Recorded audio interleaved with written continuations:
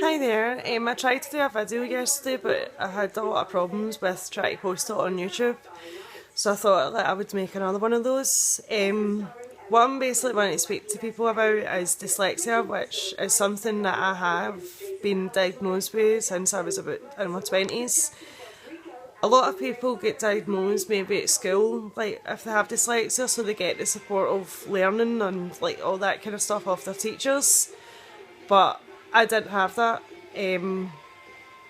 I had went to college and I knew myself like for a long time that I was dyslexic,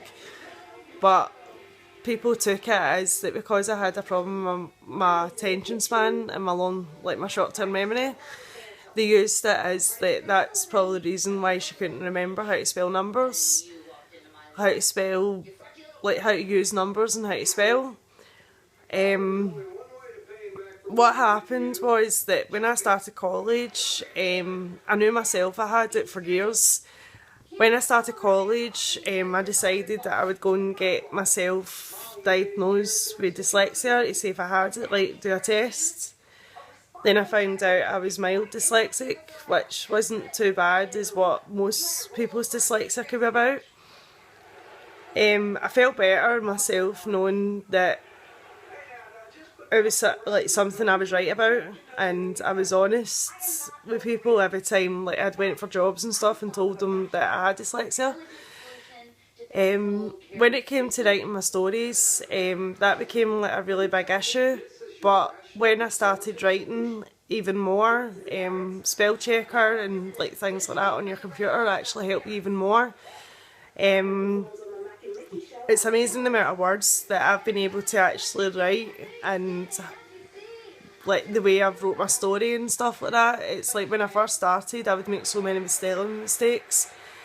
and then I would have to restart the book again to make sure it was like perfect and things like that. The fun part of writing my own story was that you get to decide what happens next, but it hadn't always been as good as that. When I started college, when I was 23, when I was only just diagnosed, I went to a supportive learning class at the college, and the guy was quite ignorant when I had said to him that I didn't want to use a dictionary because I didn't know how to, and he took it the wrong way and like thought that everybody like should learn how to use a dictionary. But when I explained to him, and also my friends, when we tried to explain to him that we had dyslexia and it wasn't easy for us to learn, he was quite ignorant and very, very ignorant and nasty and cheeky about it. So when I'd spoke to him about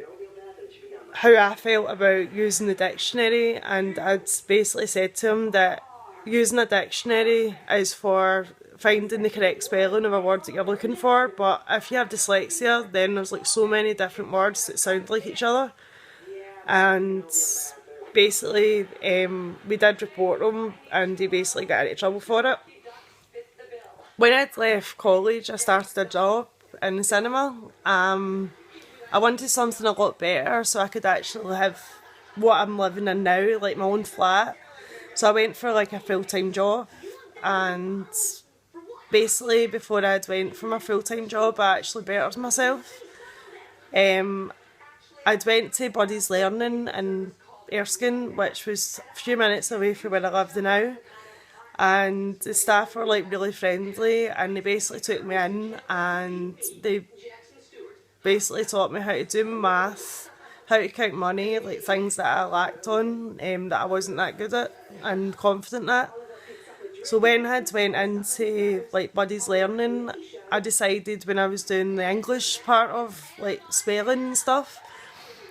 I'd been working on a book that I'd wrote so many times, The Ghost of Mull Evans, and they actually taught me how to write my book properly and where to put the commas and when to use certain things that I didn't know how to use. So I actually want to thank them for the help that they did for me. One of the women that were actually sitting with me was saying to me that when I was trying to describe to her like the way I saw my book, she says that she had seen it in a total different way to the way she imagined, like the way I had imagined it, and that gave me an idea is that I wanted to create a story based on that somebody else could actually make up their mind and what their characters look like in my book. And that was like how I got the ideas of the way I've actually styled my stories, is that none of my characters have been properly descripted, because I feel that I'm judging what people think, and that's basically it. Hopefully you like this little presentation on like me being honest and obviously telling you who the real me is. I'm hoping to take things further with the stories that I'm writing about, and thank you.